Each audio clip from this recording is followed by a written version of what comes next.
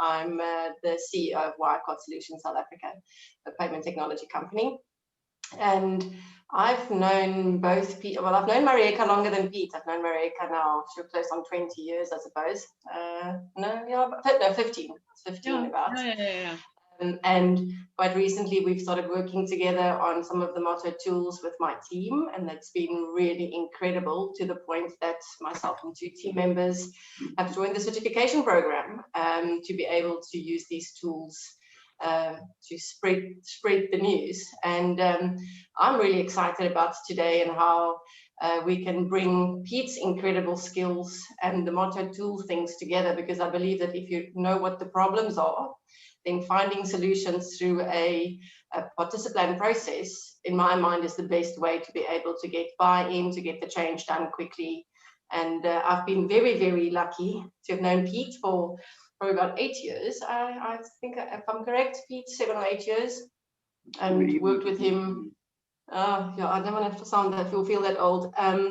So he's done many facilitation workshops that I've been a participant in, and then later ones that I asked him to please do. Everything from strategy to values to really complex problem solving. And I'm very glad that I can call him a friend, a mentor, and a coach. All yours, Pete. Super. Good morning, everyone. My name is Peter Thomas, and I'm 28 years old, plus VAT, plus VAT, plus VAT. And compound interest. I describe myself as a facilitator, which nobody knows what the heck it means, but I have a huge amount of fun in having developed a tool that allows you to visually map ideas as they unfold. And I've also been blessed to have had Hanali as a client. She's an amazing person, incredibly astute at what she does. And I'm just so impressed at how she thinks things through, and has her big black book where she draws everything and has a record of all her discussions. It's incredible. So I'm looking forward to sharing some ideas with you this morning, and that I know can be very useful for you. And it would be fantastic if it aligns well to the motto, philosophy, and creed. Absolutely. Alison, you've got to intro yourself now. Well, I was going to say that if Peter thinks nobody knows what a facilitator is, I do. So I'm also a facilitator. I'm thinking, Peter, you sound as though you maybe spend a bit more time on the strategy and problem solving. So I spend a little bit more time on the facilitation of process for people, finding what's going on, and then finding ways to break with the current narrative strategy and create a new narrative, get past the obstacles and move forward. So mostly working with people to find better ways to be and better ways to do their work, either individually or preferably groups, teams, etc. And my business is called Can Be Done. And what attracted me to accept this particular invite from Marieka, because I get quite a few and I only pop in here occasionally, is that I have come across Participlan some years back. A colleague and friend, Julie Fulmer, trained in the Participlan many years back and raved about it. So I thought, oh, I'd love to see it in action. Awesome. I'm so glad you're here. And I'm recording this, so the plan is that we can share it, and I'll probably share it on social media too, so then you can send it to whoever you want to.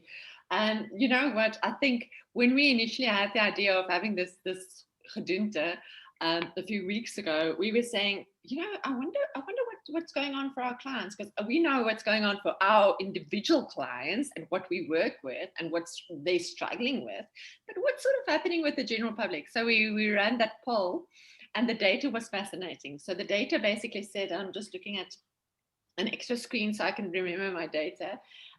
So there were basically 5 things we looked at. The first one was, you know, are you worried about your bottom line in terms of managing KPIs and work pressure? because things are changing rapidly for people, and the industries are changing. All industries are changing at the moment, and the world is a very uncertain place for a lot of people. So they need to adapt. How do we do that? And are we making the money we need to make? Okay, so is that too stressful, or is it kids and family?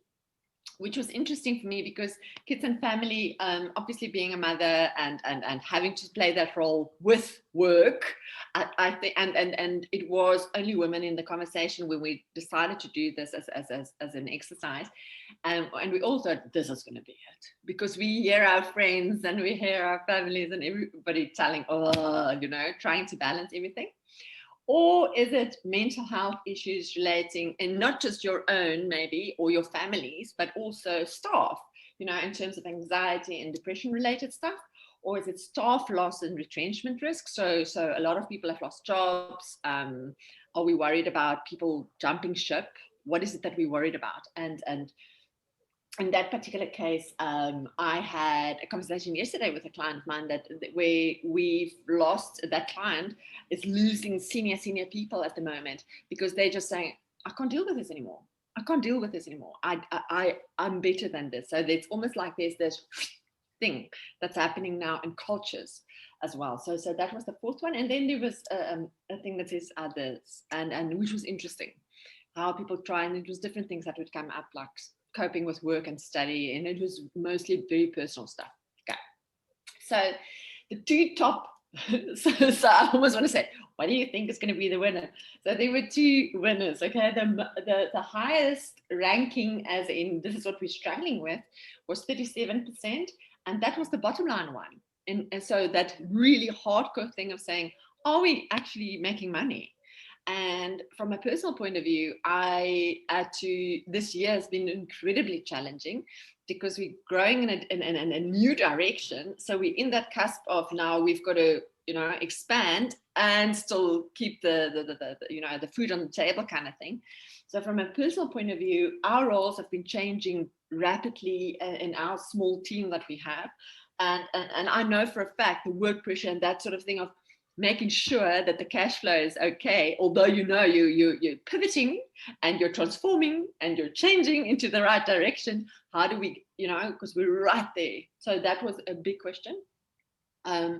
And I'm going to talk now about these two aspects in a bit, so the two that sort of came as the top winners. And the second one was the mental health thing, the thing that people are not coping, and that was with 32%. So both those are very, very strong. And it's related to anxiety and depression, etc. Now, I think, I almost want to say, if you're not aware that people are struggling, where have you been? So it's like, how is it that you don't know?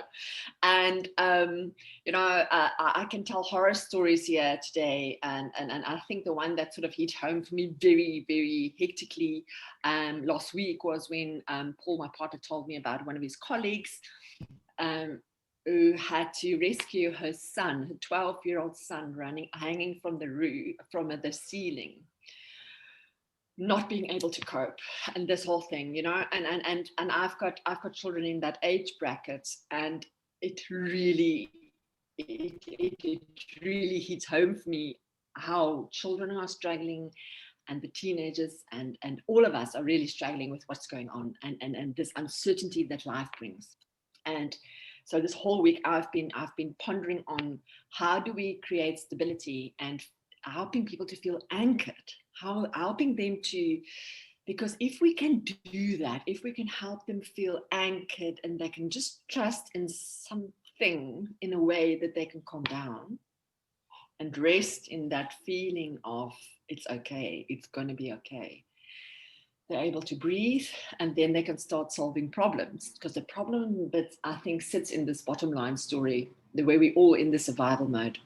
So one of the things that we know has been said in the media and in the what is out there is all about how do we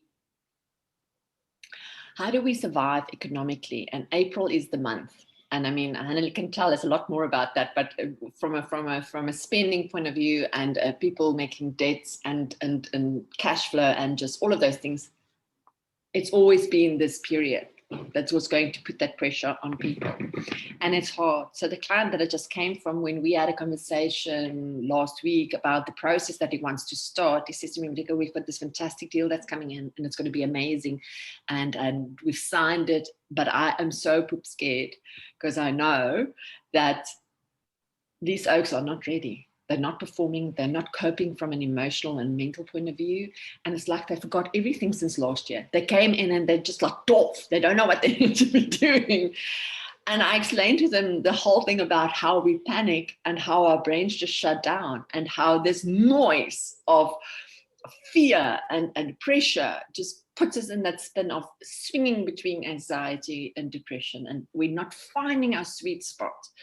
And how we can help them to get there. Because he said to me, and I don't even know how I'm going to pay you this month because I really need us to start, but the money is only coming in there. And how can we figure it out? So being open to having those conversations with clients is so important at the moment, because we have to figure out how do we prep for what is coming and how do we get through this crunch time to get there. I had a similar conversation yesterday with one of our big clients where I said to them, listen, you cannot afford not to work with your people on an emotional and mental level right now, because you are going to lose your top talent. People are not coping. So let's just figure something out that you have them through this really difficult period. So I was explaining earlier to Peter that I've started using some, you might be familiar with the situational leadership model.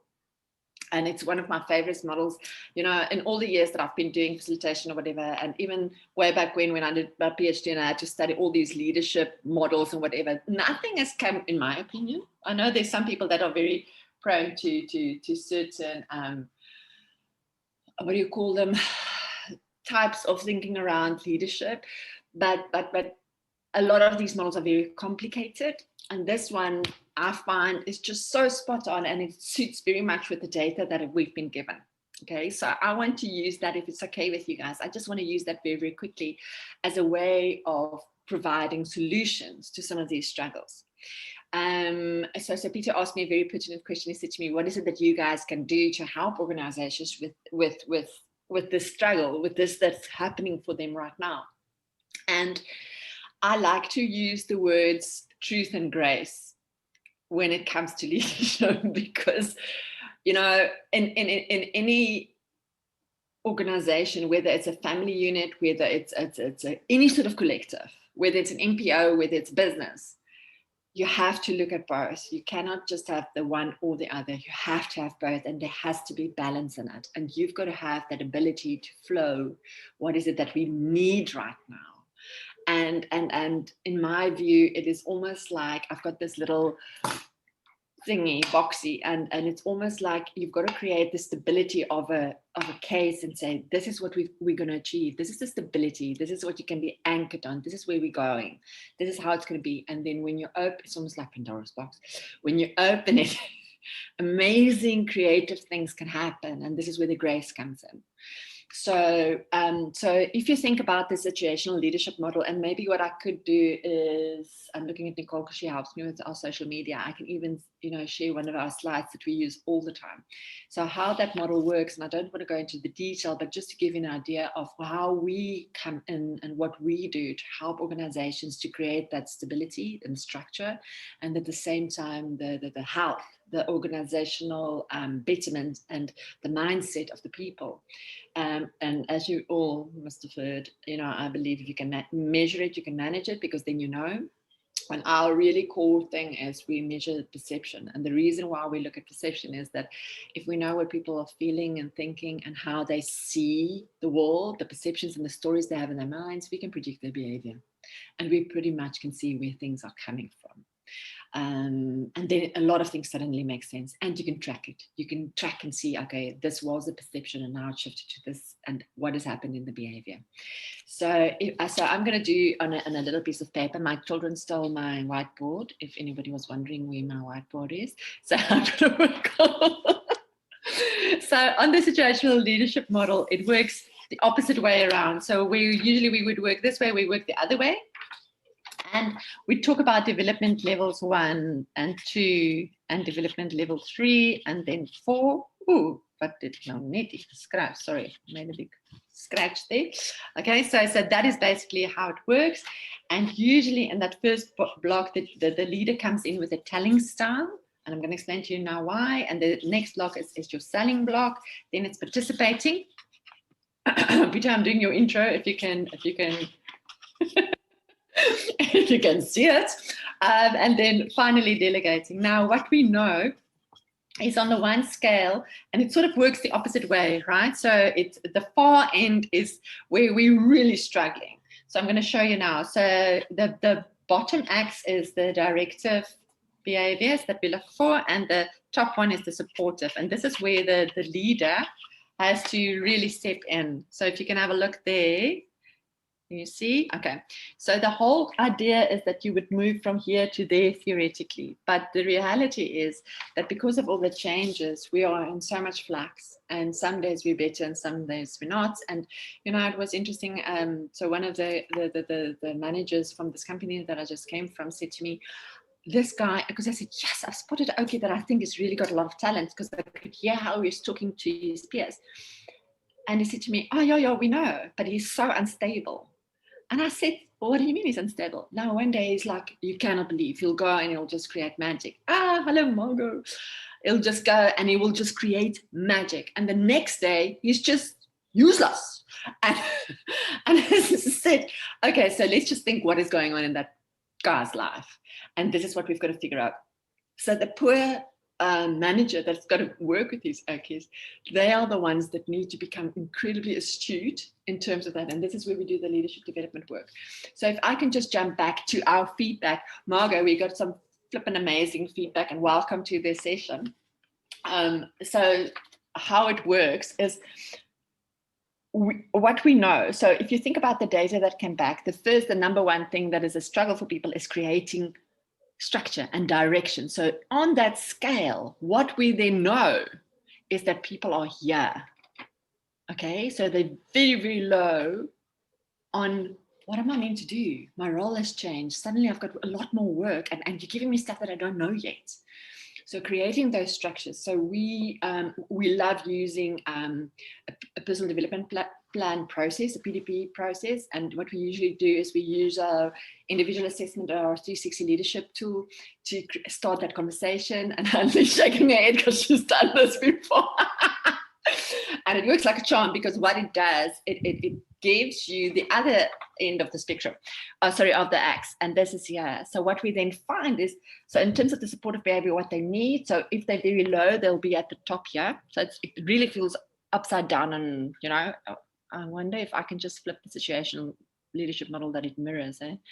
And one of these guys, Blanchard, and what is the guy's name that developed it, if they would really mind. But anyway, so if you take that, it means that if you're low from an emotional point of view, you'll sit here. So the leader have to give a lot of supportive behaviors and really tap into that. But how would you know? How would you know what these oaks need? So what we say is, the first step would be have a personal development plan conversation.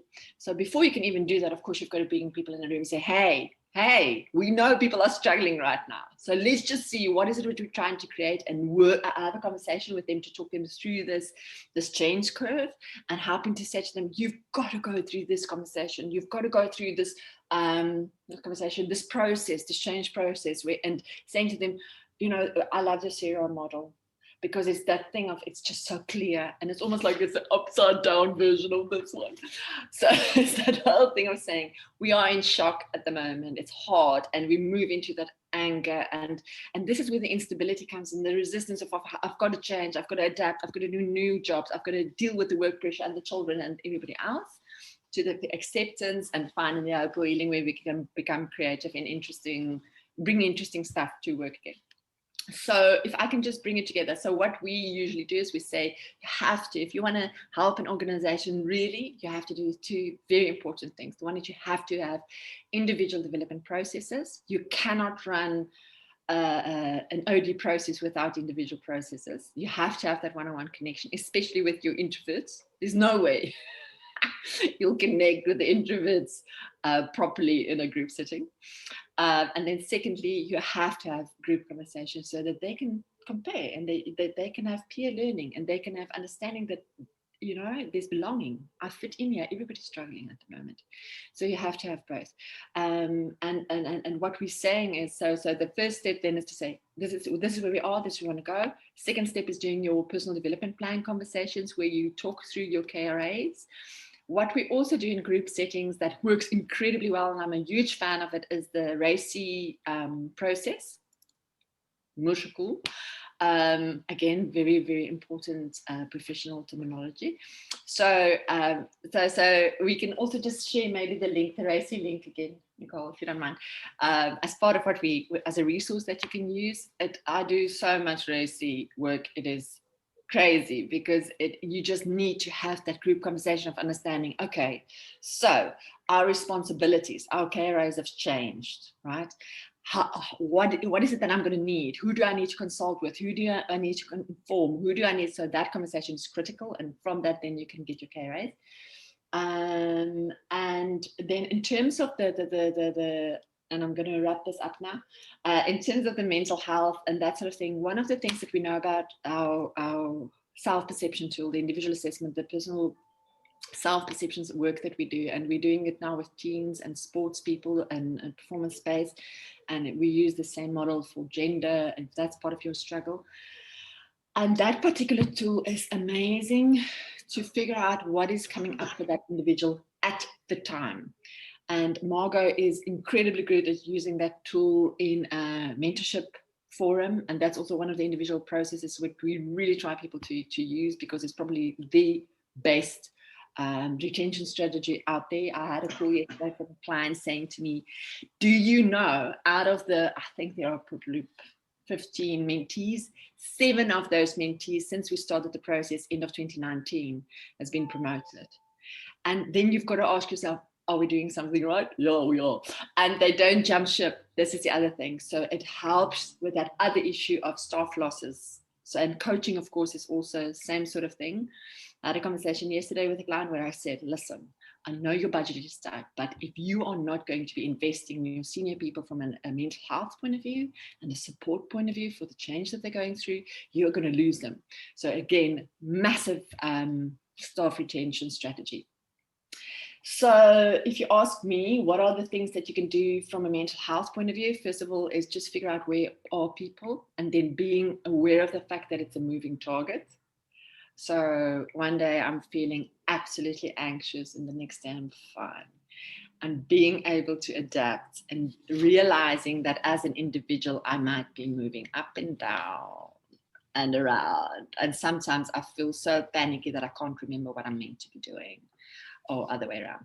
So, and just knowing that and helping your leaders and teaching your leaders how to adapt their style of working with other people, and recognizing that they are the ones that need a lot of support to help the team to stick together. Okay, that's it from my side. So I'm batting it now to our Participlan Prince. And I'm going to just mute myself, just so that the noises here don't bother you. Super. Thanks, Rebecca. Well, again, good morning, everyone. You know, last night I watched a documentary on Bob Dylan, and you know, he was a 1975 folk singer who gained huge popularity. And I watched him as pretty much a nobody get onto the stage, sing a few songs, and suddenly he was a superhero. Nobody could touch him. I mean, he was just incredible. I watched as some woman got up and spoke to him afterwards and asking for marriage guidance advice. Now, he's a pop singer, and he gets up on the stage and he's now giving her marriage advice. And I thought, why is that? How is that possible that he could get to this point and be seen as such a superhero? And you know, when you stop and you watch it, what he had done was he had resonated with the people in the room. He was talking about the war in Vietnam. He was singing about the disruptions in life that people were suffering and how unhappy people were. He just resonated with them. And all he was really doing was building trust. He just built a bond and trust with those people, so that they just felt he was someone they could be absolutely comfortable with. He could help them with anything.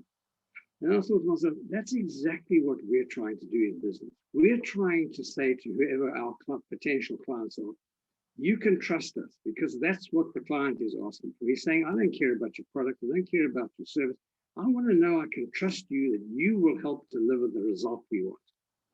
So that was kind of the starting point of wanting to share with you today. So it leads very nicely into what Mareka was talking about. So I'm going to share screen with you now and go onto a visual.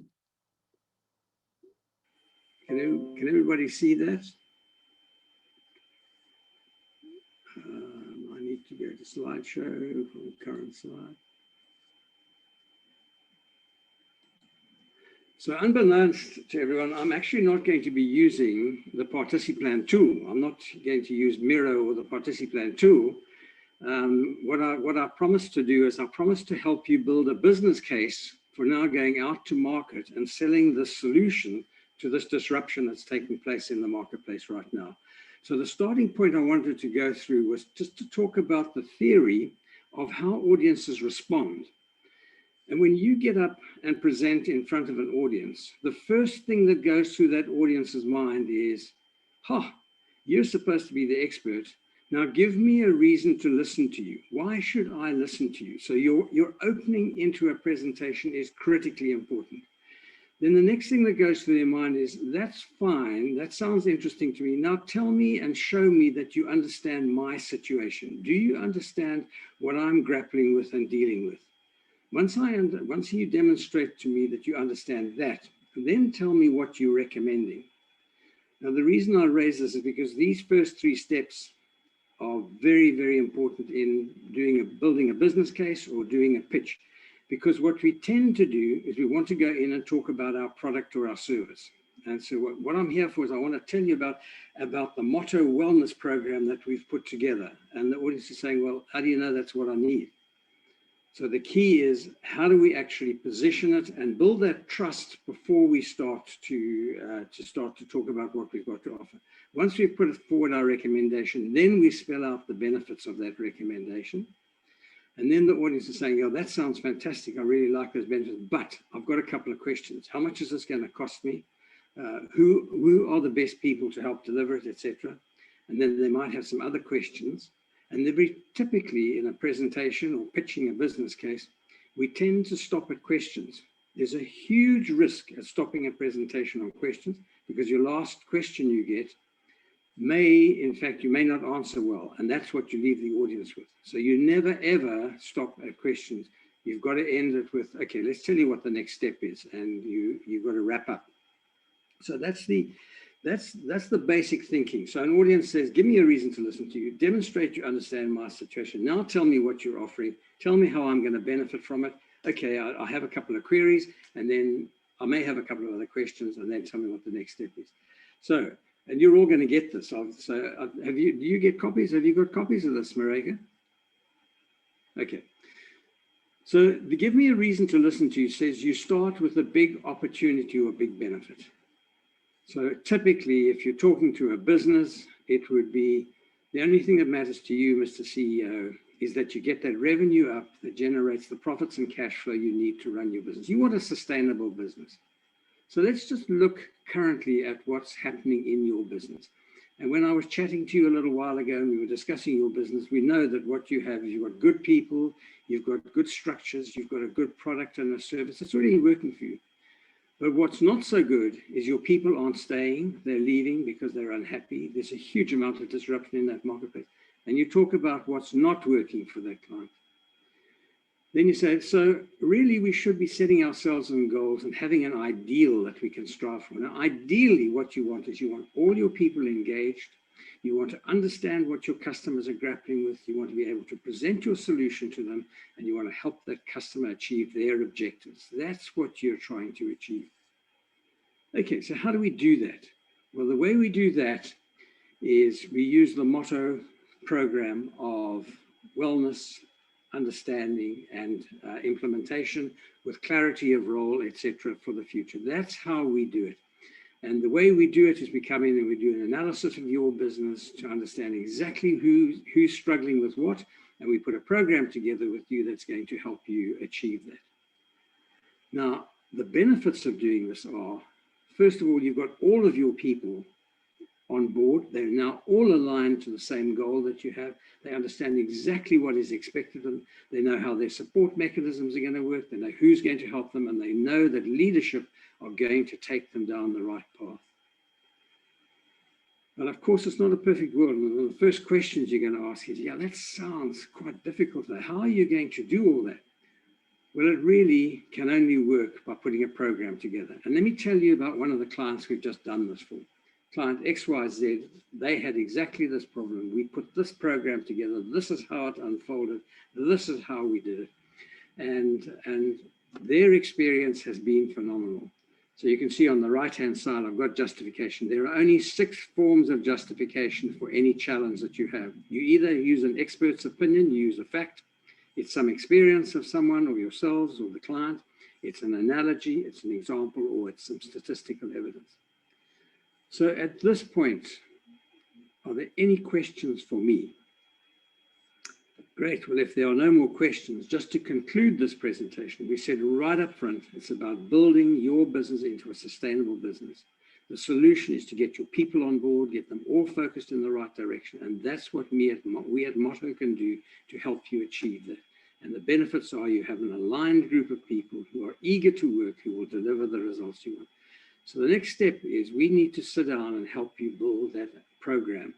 I want to know from you, who would be the best person to do this with? Would it be better for us to sit down with Hanneli or with Lily to be able to do that program?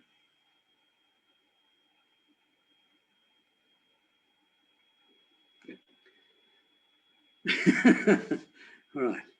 So that's a bit of the theory and the structure of how we get there. So what I was going to do was say, okay, and there are a few notes, some of the key principles. The key point to realize is all we're actually doing is building trust. I'm not going to go through this, but that's essentially what we're doing. So I'm going to stop screen. I'm going to go back to screen share again, and I'm going to pick up my other presentation. And that is, where is it?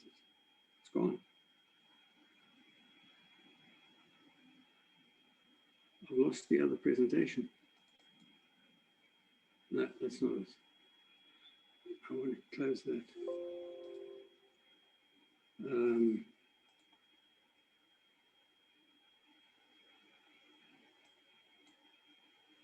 I've got a PowerPoint presentation here somewhere.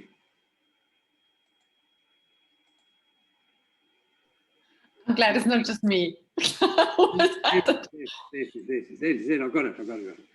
So what we're going to do now as a group, and because I really originally had only about an hour to do this, we're actually going to build the whole presentation. So let me take you through the various slides we're going to go through. I just want to move the people to this side of the. So I'm getting the visuals we're going to go through. I'm going to start off by saying, let's pick a client that we want to pitch to. What result do you think the client's trying to achieve? What's working for them at the moment? What's not working for them at the moment? What is the message that this tells us? What conclusion can we draw out of that for where the client is?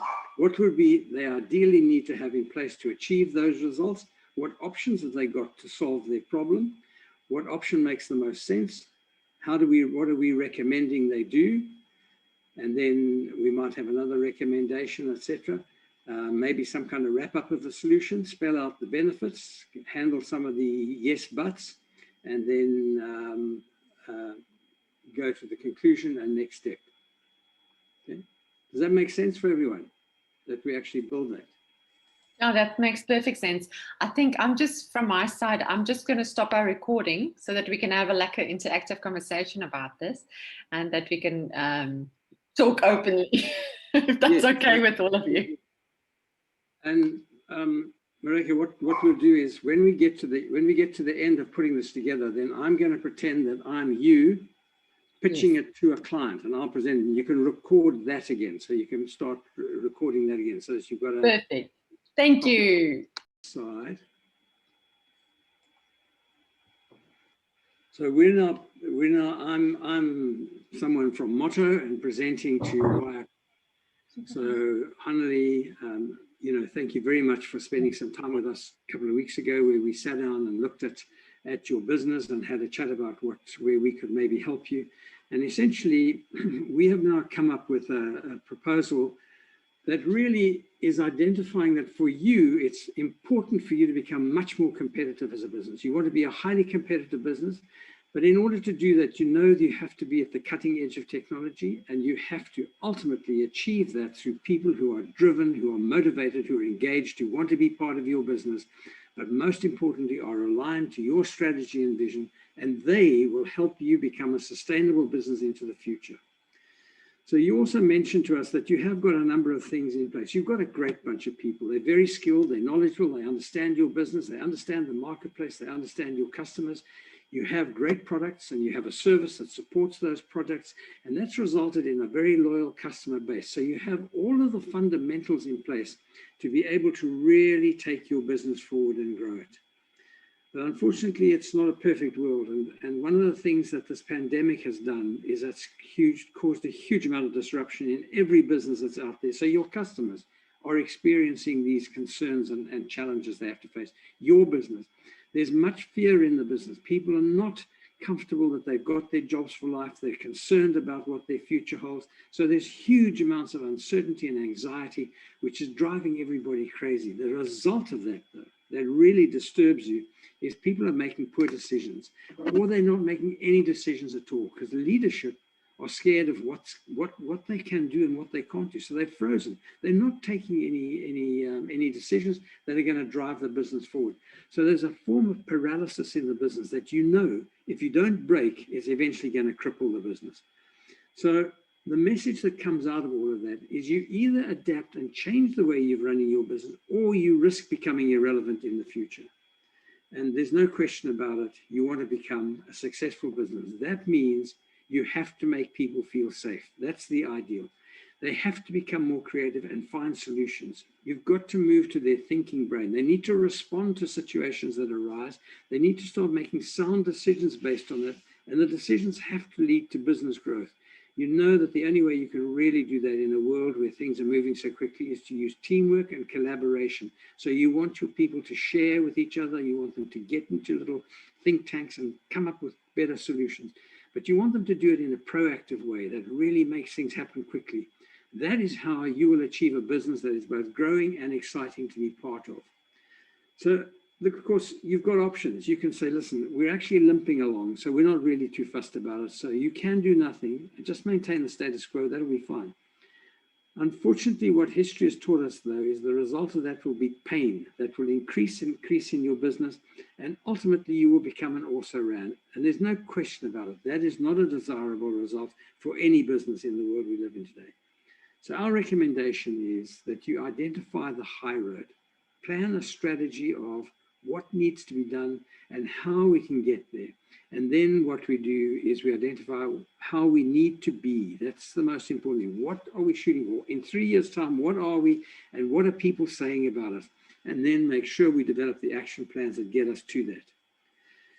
So the solution then is to take what we know and develop that plan, including training, coaching, leadership development, all around, and it will all be built around the business needs. And that's what we at Motto do. We come in, we do that analysis, we help you understand your business, we identify the points of pain, and then we put that plan together to work with you to deliver that plan. But critical in any business plan that is rolled out is you have to have communication between people. You have to have regular think tanks. You need to monitor, refine, and make sure the vision is clear, everybody understands it, and everybody is aiming for it.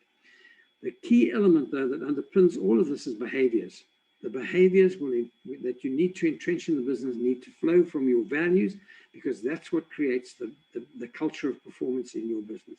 Now, if you do all of that, and you do it with our help at Motto, you will first of all achieve your goals. You will build a sustainable business. You will see continuous improvement taking place in your business.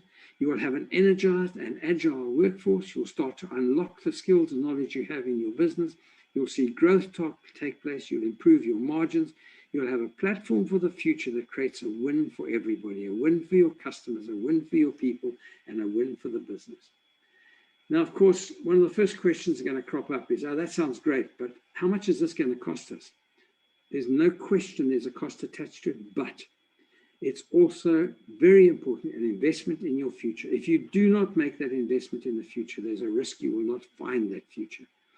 And that means making sure that we invest in the people, we put measures in place, we monitor them, and we adapt where we have to as we unfold into the future. And your next question, of course, is a natural one, is why motto to do this? Well, we have a policy and a whole philosophy of helping people overcome fear from top down, help people realize they can solve problems. We make a huge amount of effort to create an enabling environment to make that happen. But more importantly, we help your people move from defensive to a growth strategy. And we call that the motto turnaround plan. That's what we are engaged in. So at this point, do you have any questions for me about what we're proposing? Great. Well, if there are no questions, just to conclude this presentation, we said up front, it's about achieving the goals that you have for your business. It's ultimately delivering sustainable value. That's the result you want. The solution is to implement your plans and use the motto solution of the turnaround solution, because the benefits are a win-win-win where you become an employer of choice and you get to a situation where success leads to success. Our team are committed to make this happen for you, but we do need your support. And I need to know from you, when would it make sense for us to start rolling this out for you?